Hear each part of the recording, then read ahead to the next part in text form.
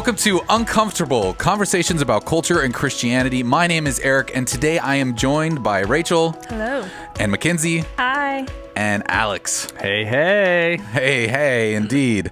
I'd like to welcome everyone to our maiden voyage here on the Uncomfortable podcast. This is a product of Christ Community Church out of Omaha, Nebraska.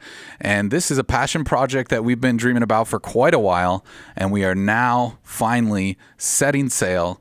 And, you know, we're really excited to see where this goes and what comes of it. If you're curious what this podcast is all about, it's really about having those conversations about where culture and Christianity intersect and sometimes collide. And sometimes those things are a little bit uncomfortable, but we kind of want to live in that tension and be okay with that. Yeah. And really talk through that. Why don't we take a little bit of time just to kind of let everyone share what they're really hopeful about or excited about this new venture. Alex, why don't you start? Yeah, so I'm pumped about the opportunity to come and talk about Christianity and culture and where those things intersect. I think in our culture, comfort is like this thing that we love. We love having comfort, and we'll do anything we can to secure comfort. And so I want to be here to shake things up. I think sometimes when we talk about Christianity and we talk about culture, we don't always know how they mesh well, how to have conversations around that, and to have thought-provoking conversations. It's going to require us to let go of our guard of comfort a little bit, to hear other people's opinions, to learn from you gals and you, Eric, and other guests that we might have on here. And so, yeah, I'm excited to go into the uncharted territory of stripping back our comfort a little bit. So awesome. How about you, Mackenzie? I just think that it's about time we had a podcast. So I'm pretty excited about this. I think it's awesome. All right, awesome. And Rachel? Yeah, I would just say right now I'm kind of in a season of my life where I realize that I'm not right about everything, which is, pretty humbling. So it's kind of nice just to take a different stance. It's kind of freeing just to be open to other people's ideas and thoughts and kind of listen to what they have to say and not automatically be on guard or defense, and just kind of be open to whatever there is to learn and hear from other people. So I'm really excited. All right, awesome. So that gives you a little bit of an insight to what we're doing here, and I think it gives us room to grow and change. And as you, the listener, are along for the ride, hopefully, your input will also affect that as well.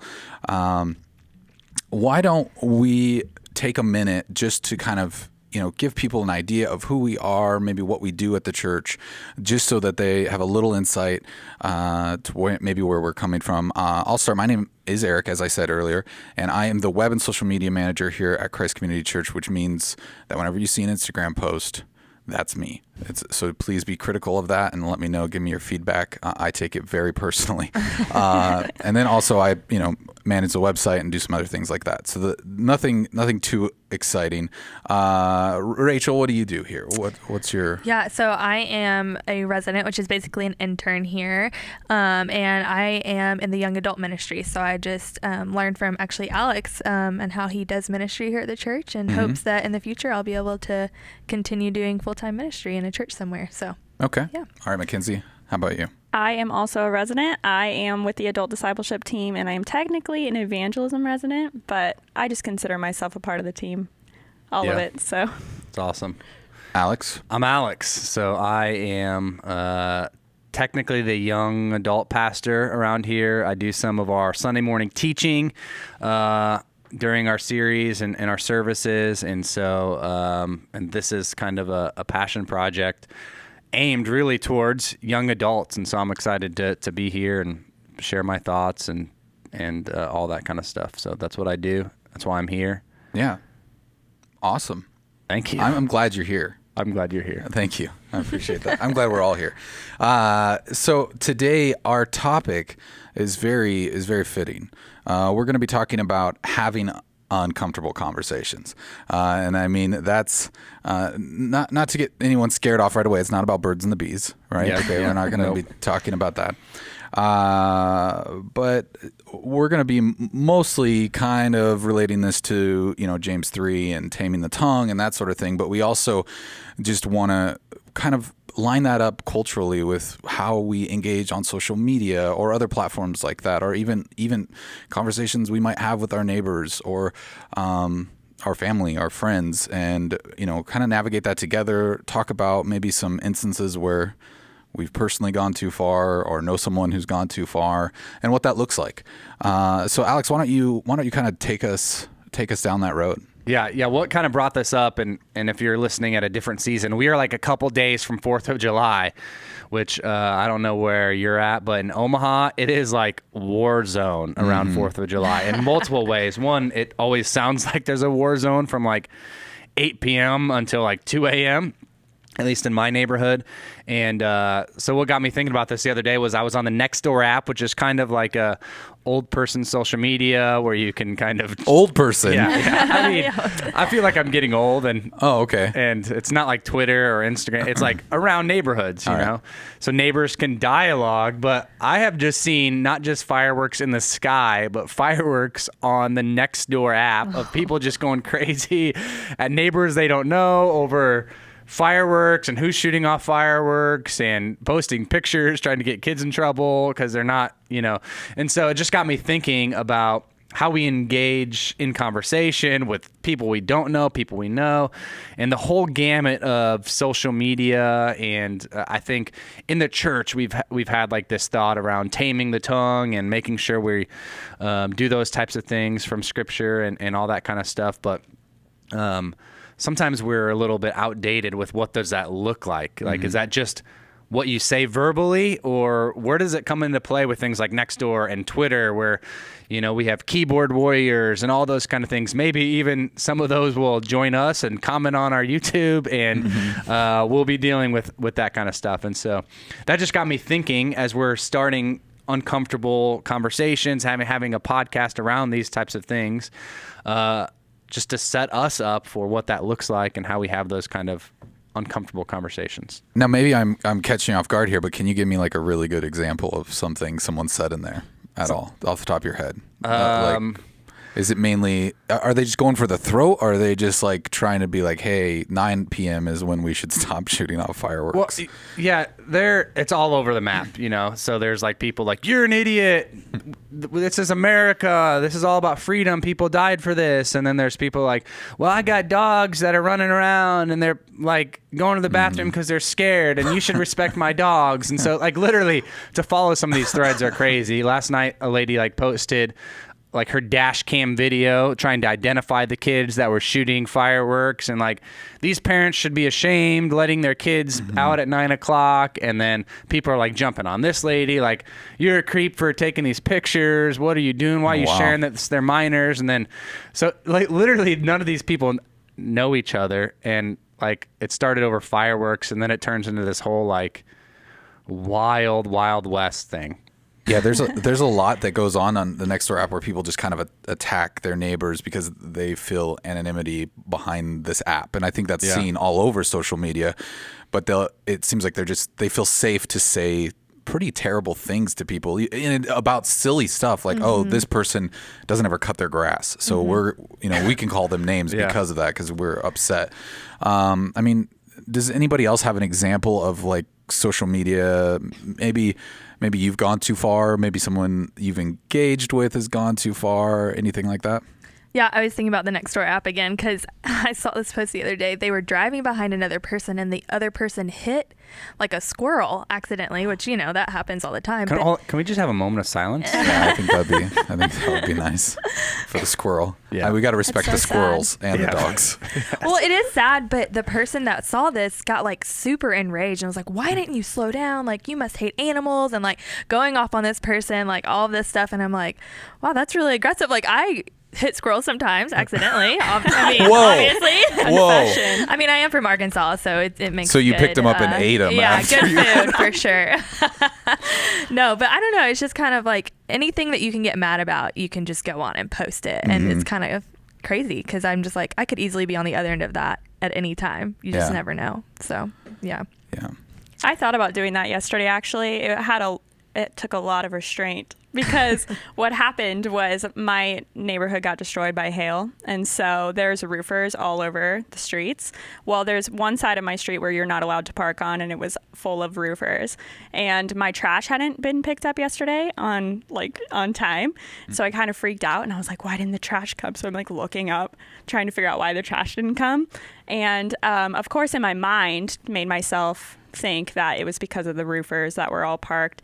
I'm like, the trash wasn't able to get through. So I got really angry, and then I was going to call them and complain, and then I was going to write something on their Facebook, and I had all these thoughts. And then as I was like, thinking through all the things I could do, the trash truck just pulls up. So I was so thankful. But yeah, that was almost me yesterday. Confession.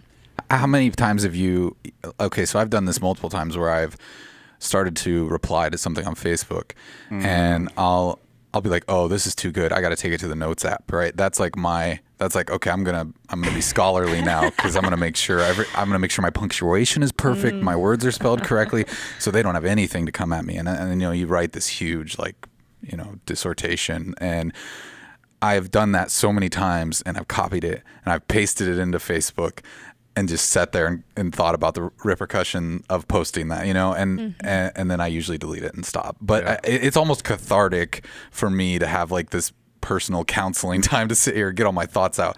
I think years ago, I would have never hesitated. I just would post it right away, just because I'm like, yeah, I got them. And then usually there's always something they can come back at you with, and you lose the argument ultimately. But I mean, has anybody ever done that where you just like had this rant and you almost posted and then stopped? You're like, this needs a Word doc for sure. Right, yeah. Yeah, which maybe it's a little bit different if it's customer service versus if it's somebody with their own opinion. I mean, I know somebody else at this table likes to, Alex, I'm just going to call him out. Alex is always tweeting at companies and telling them, hey, you did this wrong. But he gets a lot of free stuff. And right. But you get a lot of free stuff out of that. So yeah, it's amazing, social media, and sometimes how you can get customer service better, especially if you're not like hating on people. Is that because your follower count? They're respecting the follower count? It is.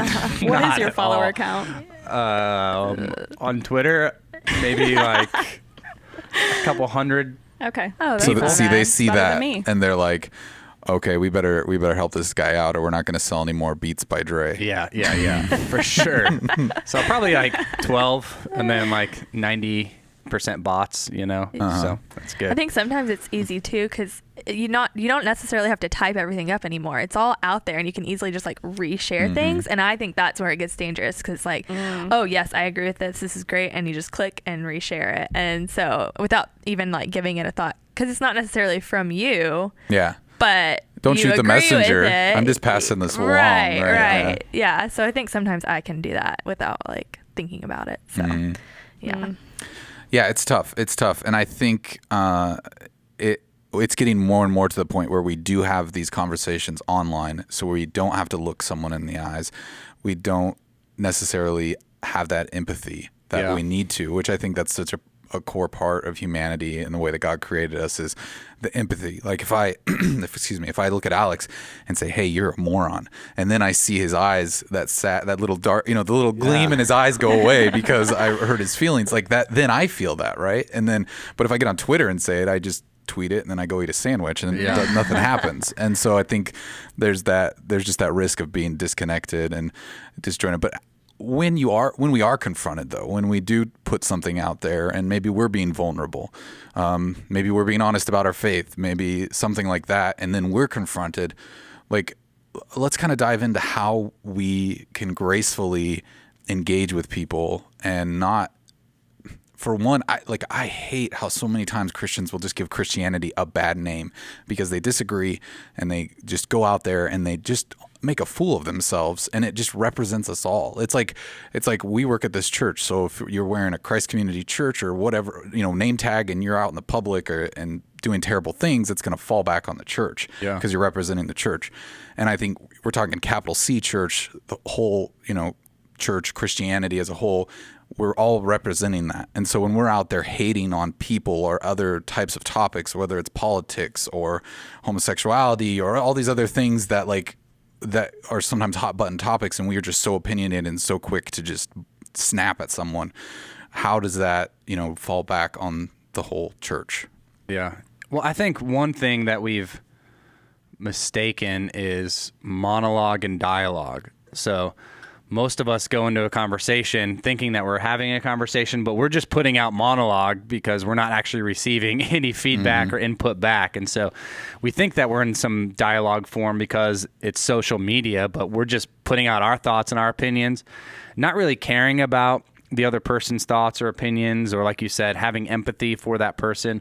I'm part of like one Facebook group that is about having dialogue and around hard conversations and things like that. But one of the things I always post before any of this is relate before you debate. And so trying to figure out where's our common ground as humans, as people, trying to figure out the best for this world and caring for one another before we get into debate. And I also think debates become like this icky word, but debate's like a beautiful art form. It's not a science, it's an art of not just speaking and word vomiting, but also being able to listen and hear people's points of view and pause ourselves and understand and respect people as human beings. And so I think that's a big part of it. Yeah, I think we're so quick to want to change people. So we get excited and we're just like, yes, this is going to change them. This is going to make them, into what I believe is right. And I think that we're so quick to want to change them that we don't realize that maybe this isn't going to change them. Maybe this post isn't really going to actually change anything. It's just going to be like, okay, like you posted that. Now I know what you believe, but that didn't really affect me in a personal way. And that goes back to like listening and understanding, where are they coming from? Who are they? Like, do we actually care about them as people, or do we just care about them conforming to what we want them to conform to? So I think a lot of people take a sense of identity in their ideas too. Like we see that with what kind of political party you're in, your religion, all of those things. And so when you are debating somebody and you are questioning or challenging their ideas, you're kind of, to them, in a sense, challenging them as a person. And so I think it's good to remember that, like, when we do have conversations, like you both were saying, like, we need to seek to understand the person and just listen to them. I think that's awesome, because otherwise you're just going to offend them and they think you're just attacking me, or you're not actually listening to me. You don't actually care about the conversation. Right. And I think a lot of it too is about intent. Like, what is your intention in saying the things that you say? Like, I mean, you could give an underhanded compliment to someone and obviously your intent was to insult them. Yeah. But if maybe someone took a sincere compliment as an underhanded one or something like that. But I think, the Bible talks a lot about the intent of our heart. And I think that's something that gets very easily misinterpreted, at least in social media. Like, that's something I can't hear your intention necessarily into just some words that are on a screen. Yeah. And we like to judge everybody else by their actions, and we want to be judged by our intentions, and so That's good. Even though we have intentions, maybe we said something that was hurtful or we didn't mean it to be hurtful, we can back up because we're like, oh, I did not intend for that to happen. But if somebody says something to us that's hurtful and offensive and it hurts our feelings, then we're just judging them by that happening, and we don't care really if they intended for that to happen or not. And so a lot gets lost inside of there. And yeah, like you said, I think it's one of those things. It's very easy in an American culture where it's 4th of July week. Like I said, we have freedom.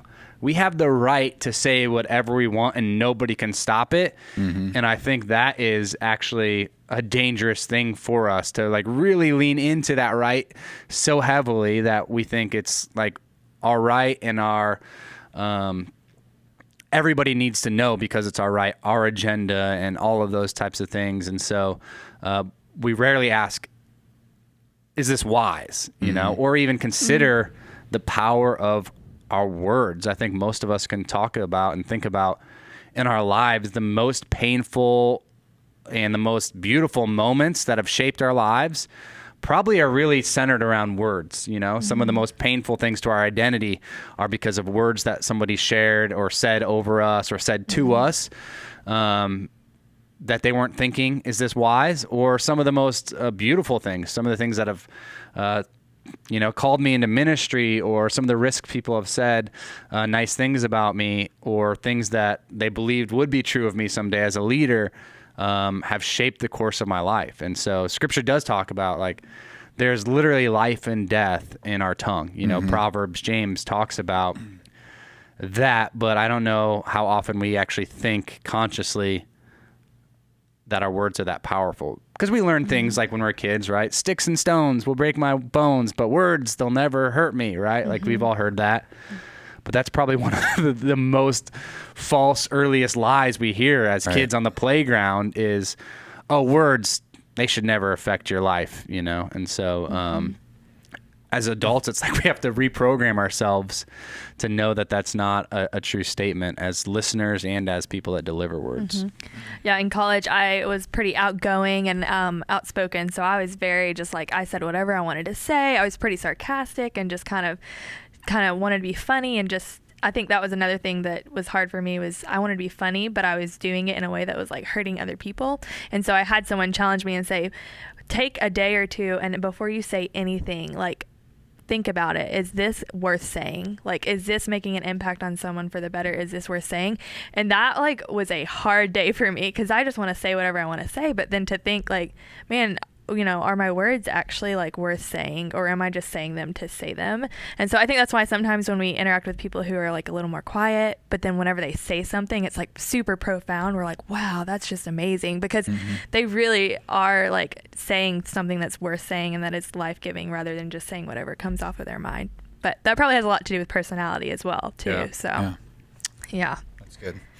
And I think too, with some of that, it goes with it. I think James talks a lot about wisdom too, and how you can see through people, you see the wisdom that they have because of the way they talk and the way the things they don't say shows wisdom much more than the things that they do say. Yeah, that's good. And I think that's one of the things where you can see someone who's very, you know, braggadocious or boastful or whatever, and you start to see that they lack wisdom because of that, you know, or and their insecurities, and we all deal with that stuff, you know. But you're compensating for something, and there is a lack of wisdom there because of the things you're saying, and that shows very clearly sometimes. Yeah, and I think it all gets down to our heart. You know, it's out of the heart that the mouth speaks. The abundance of the heart, the mouth speaks. And so sometimes when we sit and think about our words for a day, like Rachel was saying, that can be one of those things where we're like,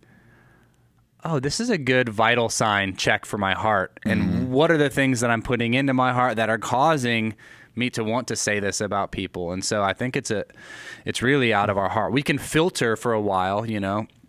You can plug a filter into like a water stream for a while, then you got to change that in 6 months. But if you change the actual water source to something that's more fresh and more clean, which is like our hearts, which is the source of our words and our thoughts, then we're going to get much better results. And so how do we actually clear the source and clean the source instead of just masking it? Because that's not the end goal, is just to pretend we're wise because we're masking things, but still beneath there's bitterness and anger and jealousy and all of those things. And so to not say it, it'll still just destroy us within, you know. And so I think that's one of the best ways to have a litmus test is maybe, like you said, that's a great way to think about everything I'm going to say beforehand. And it's not just a word kind of exercise, but it's a heart exercise. So that's good. That is good. Also, then let's kind of talk a little bit about dealing. I mean, we've talked about the conversations that we've had, but let's talk about how we deal with it. Like when we are confronted with these conversations, and it's inevitable, whether it's people we love, people we don't know, how do we find either, you know, strength or wisdom to engage and know what to say and know when to speak and when not to speak? Because I do think that gives away. It's such a telltale sign of where our heart is what we say or don't say. So is there anybody have an example of maybe an argument or a debate and either it was very successful or it kind of failed? Anybody have something where they're like, I'm putting you all on the spot right now. I feel like everyone looked at me like, Alex, you definitely have offended people with your words. I'm sure of it. It's true. Guilty. I know for me, like, I don't have a specific example per se, but I tend to be a very direct person. My husband will tell you that. Like, I'm just very direct. I just say what I'm thinking. And so it takes a lot of intentionality for me to think, okay, what am I saying? How am I saying it? How will they perceive it? And why am I saying what I'm saying? Like, so that's just very something that comes to mind, I guess, for me is just that I am a direct person. I tend to be maybe more of a blunt person. And so I have to be careful even the way that I talk to people. And so, because I think even my intentions aren't necessarily perceived the way that, so like if I'm communicating with you, I give out the message and my intention is to perceive, or for you to perceive it this way. You may not perceive it that way. Right. And so, anyway, that's just something that came to my mind. Well, and a story just kind of popped into my head. It's totally, I mean, it's not that meaningful in hindsight, but it was just, I remember when I was dating my wife, she got a very short haircut, and my grandma just randomly said, "Oh, you got a boy's haircut. Why'd you get that boy haircut?" Something like that, and like, I know the intention of my grandma's heart. Like my grandma loved our family. She and I mean, obviously this was an outsider, taking her grandson away, whatever.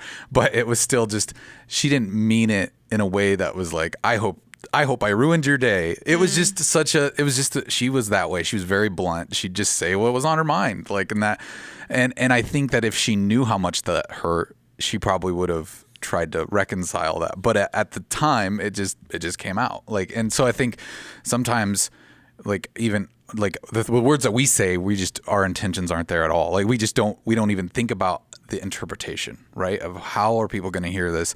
I mean, obviously I'm not going to say anybody here has a boy haircut except for Alex. Yeah. Thank you. Yeah, but I think that's one of those things where, we may think we're just being blunt and direct or whatever, but we don't really know how that affects people. And then how do you clean up that mess? Like, that's the hard thing, is like, once you've caused the damage, once you've inflicted the pain, how many sorries or apologies does it take, or where can we, even in James, where can we find the answer to how to clean that mess up? How do we show them God's love through, kindness and wisdom? Mm-hmm. Yeah, that's good. Just to give another example before answering that, I have tons of siblings, and so just a little family background, like my parents adopted a bunch of my siblings through foster care and came in with really hard things in their lives, things that I wouldn't wish on anybody.